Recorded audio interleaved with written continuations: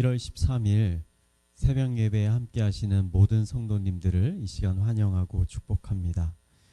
오늘 아침에 우리가 함께 나눌 말씀은 누가복음 5장 12절에서 26절 말씀입니다. 우리 함께 읽겠습니다. 예수께서 한 동네에 계실 때에 온몸에 나병 들린 사람이 있어 예수를 보고 엎드려 구하여 이르되 주여 원하시면 나를 깨끗하게 하실 수 있나이다 하니 예수께서 손을 내밀어 그에게 대시며 이르시되 내가 원하노니 깨끗함을 받으라 하신대 나병이 곧 떠나가니라.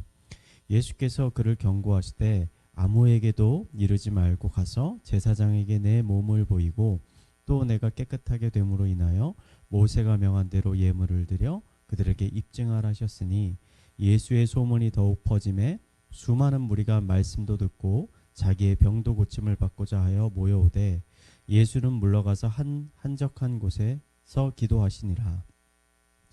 하루는 가르치실 때에 갈릴리의 각 마을과 유대와 예루살렘에서 온 바리새인과 율법 교사들이 앉았는데 병을 고치는 주의 능력이 예수와 함께 하더라.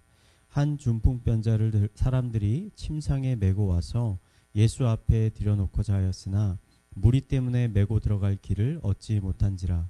지붕에 올라가 기와를 벗기고 병자를 침상째 무리 가운데로 예수 앞에 달아내리니 예수께서 그들의 믿음을 보시고 이르시되 이 사람아 내 죄사함을 받았느니라 하시니 서기관과 바리새인들이 생각하여 이르되 이 신성 모독하는 자가 누구냐 오직 하나님 외에 누가 능히 죄를 사하겠느냐.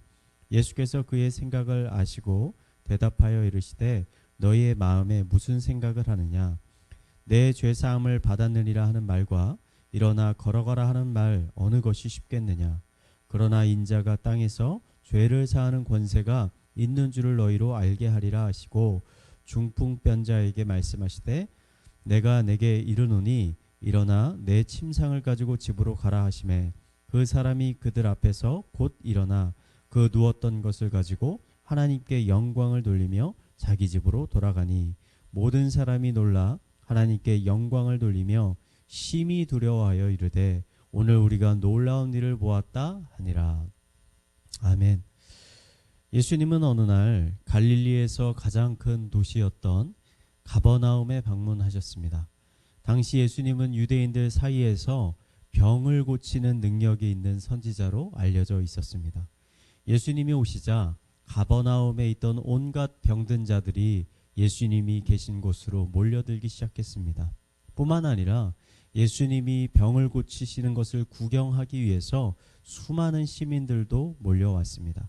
이런 상황 가운데 한 불쌍한 중풍병자가 병 고침을 받기 위해서 예수님이 오신 곳으로 오게 됐습니다. 이 병자는 중풍병으로 몸을 혼자 움직일 수 없었기 때문에 그의 친구들이 그를 침상에 눕히고 그 침상을 들고 예수님의 계신 곳으로 오게 됐습니다. 이런 노력에도 불구하고 그들이 예수님을 만나는 것이 쉽지 않았습니다. 예수님은 이미 한 집에 계셨고 수많은 군중들로 인해서 도저히 침상을 들고는 그 집 안으로 들어갈 수 없었기 때문입니다. 결국 친구들은 지붕 위로 올라가서 지붕을 뜯어내고 예수님이 계신 곳까지 침상을 줄을 달아 내렸습니다. 이 모든 광경을 지켜보신 예수님께서는 그들의 간절한 그 믿음을 보시고 20절에 이렇게 말씀하셨습니다.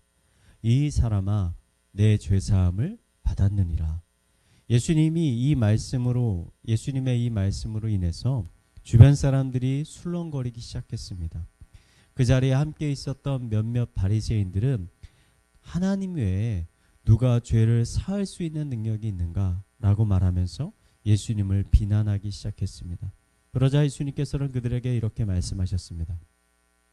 내 죄사함을 받았느니라 하는 말과 일어나 걸어가라 하는 말 중에 어느 것이 더 쉽겠느냐. 저는 예전에 이 말씀을 읽으면서 사실 이 예수님의 질문에 쉽게 대답할 수가 없었습니다. 왜냐하면 예수님께서 던지신 이 질문에 담긴 깊은 의미를 제가 잘 이해하지 못했기 때문입니다. 아마 그 자리에 앉아 있었던 사람들도 제 마음과 똑같았던 것 같습니다. 아무도 예수님의 이 질문에 대답하는 사람이 없었습니다. 그러자 예수님께서는 다시 24절에 이렇게 말씀하십니다. 그러나 인자가 땅에서 죄를 사하는 권세가 있는 줄을 너희로 알게 하리라 하시고 중풍병자에게 말씀하시되 내가 내게 이르노니 일어나 내 침상을 가지고 집으로 가라 하시매. 예수님의 이 말씀이 떨어지자 중풍병자는 자리에서 벌떡 일어날 수 있게 됐습니다. 중풍병이 깨끗하게 치유가 된 것입니다. 이 광경을 보고 있던 수많은 사람들은 깜짝 놀라며 하나님께 영광을 돌리며 오늘의 이야기가 끝이 나게 됩니다. 저는 오늘 이야기에서 가장 중요한 것은 예수님이 중풍병을 고치신 것이 아니라고 생각합니다. 오늘 말씀에서 정말 중요한 것은 24절의 말씀처럼 인자가 이 땅에서 죄를 사하는 권세를 가지고 계시다는 사실입니다. 예수님은 23절에 물으셨습니다. 죄를 사하는 것과 일어나 걸어가라는 것 중에 너희가 생각하기에 어느 것이 더 쉽겠느냐? 라고 물었습니다. 이 질문의 답은 일어나 걸어가라 라고 명령하시는 게 더 쉽습니다. 왜냐하면 이런 치유의 능력은 꼭 예수님이 아니고 다른 선지자들도 이미 행했던 일이기 때문입니다. 모세는 홍해를 갈랐었고 엘리야는 하늘에서 불덩이가 떨어지게 했고 엘리사는 죽은 사람도 살리기도 하였습니다. 그러므로 병자의 병을 고치는 것은 놀라운 일이기는 하지만 가장 어려운 일은 아닙니다. 이것보다 훨씬 어려운 일은 바로 죄를 사하는 것입니다. 왜냐하면 바리새인들의 말대로 죄를 사하는 권세는 오직 하나님 한 분만 가지신 것이기 때문입니다. 예수님은 중풍병자의 병을 그냥 고쳐지지 않으시고 왜 그에게 먼저 내 죄사함을 받았다라고 말씀하셨을까요? 그것은 바로 오늘 말씀의 가장 중요한 핵심입니다. 예수님이 이 땅에 오신 목적은 우리들의 죄의 문제를 해결해 주시기 위해서였습니다. 예수님은 그 과정 가운데 병을 고치시기도 하고 귀신을 쫓으시기도 하고 때로는 말씀을 가르쳐 주시기도 하셨습니다.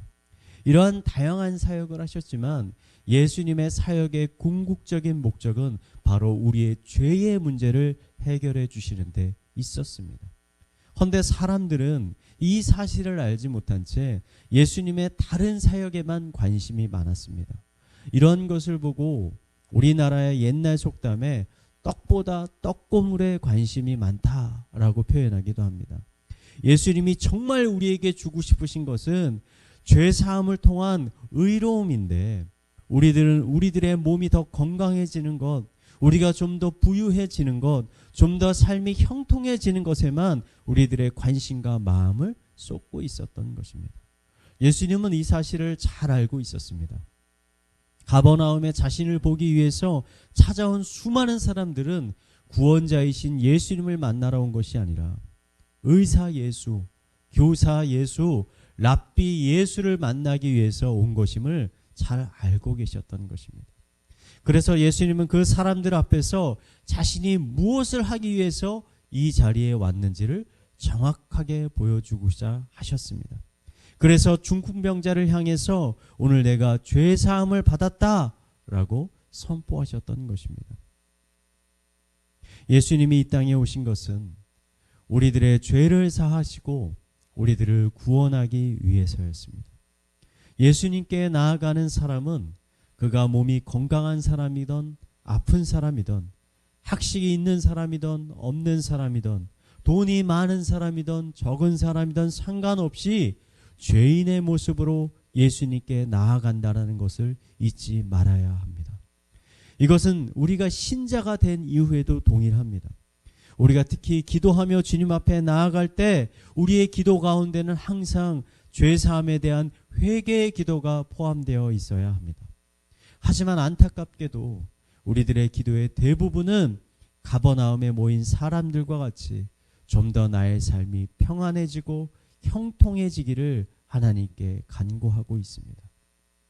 저는 오늘 이 시간 함께 하시는 모든 성도님들의 기도 가운데 이런 회개의 기도가 함께하기를 간절히 소망합니다.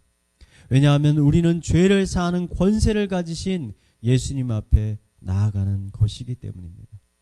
우리는 죄인의 모습으로 나아가지만 예수님은 중풍병자의 병을 고치셨던 것처럼 그분은 결국 우리의 죄의 문제뿐만 아니라 우리가 가진 모든 문제들을 해결해 주실 것입니다. 오늘도 이러한 하나님의 놀라운 은혜, 하나님의 놀라운 사랑, 하나님의 놀라운 자비하심이 여러분의 삶 가운데 충만하게 함께 하시기를 이 시간 마지막으로 축원드리겠습니다.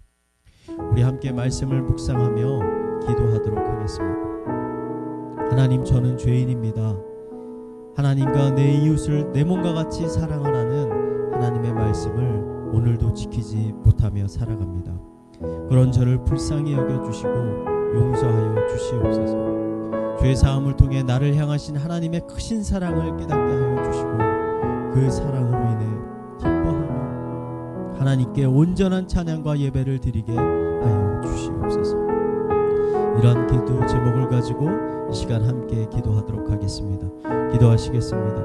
하나님 아버지, 나 같은 죄인 살리신 주님의 은혜 얼마나 크고 놀라운지 알지 못합니다. 이 시간도 주님 앞에 죄인의 모습으로 나아갑니다.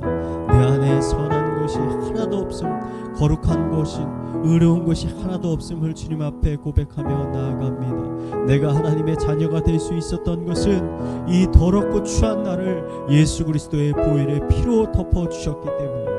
예수 그리스도의 그 십자가의 은혜로, 보혈의 은혜로 내가 주님의 자녀가 됐음을 이 시간 고백하며 나아갑니다. 그럼에도 불구하고 여전히 죄악 가운데 살아가고 있는 이 자를 불쌍히 여겨주시고 긍휼히 여겨주시고 회복시켜주시고 안아주시고 위로하여 주시고 다시 한번 정결케 하여 주시옵소서.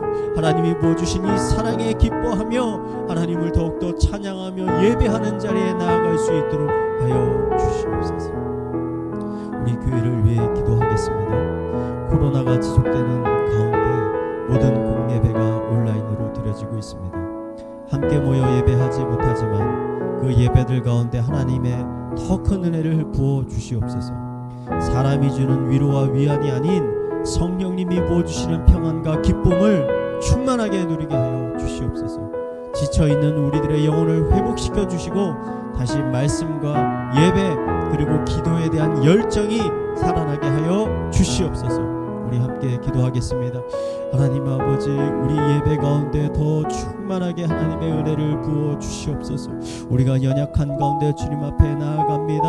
아버지, 우리가 낮아진 가운데 낙심하는 가운데 아버지 주님 앞에 나아갑니다. 아버지, 이런 우리가 예배 자리에 나아갔을 때 하나님의 거룩한 성령을 더 충만하게 부어 주셔서 우리의 영이 다시 한번 살아날 수 있도록 하여 주시옵소서. 우리의 심령 가운데 성령의 역사하심이 충만하게 일어날 수 있도록 하여 주시옵소서. 우리들의 죄를 깨닫게 하여 주시옵소서. 하나님을 더욱 알아가게 하여 주시옵소서. 믿음이 더 커져가게 하여 주시옵소서. 기도와 말씀에 대한 열정들이 더욱더 커지게 하여 주시옵소서. 더 하나님의 말씀을 묵상하며 기도의 자리에 나아갈 수 있도록 주님께서 우리를 붙잡아 주시옵소서. 예배 가운데 부흥케 하여 주시고 더 많은 사람들이 하나님을 예배하고 찬양하는 자리에 나올 수 있도록 주님께서 인도하여 주시옵소서. 우리 마지막으로 가정과 사회와 개인의 기도 제목을 가지고 기도하도록 하겠습니다. 기도하시겠습니다. 하나님 아버지, 이 시간 우리의 가족들을 위해서 기도합니다. 가족들의 건강을 주님께서 지켜주시옵소서. 그들의 영혼을 주님께서 지켜주시옵소서. 그들에게 하나님의 더 큰 은혜를 부어 주시옵소서. 아버지, 우리 가정에 하나님을 예배하는 가정, 하나님을 의지하는 가정, 하나님을 찬양하는 가정이 될 수 있도록 주님께서 인도하여 주시옵소서.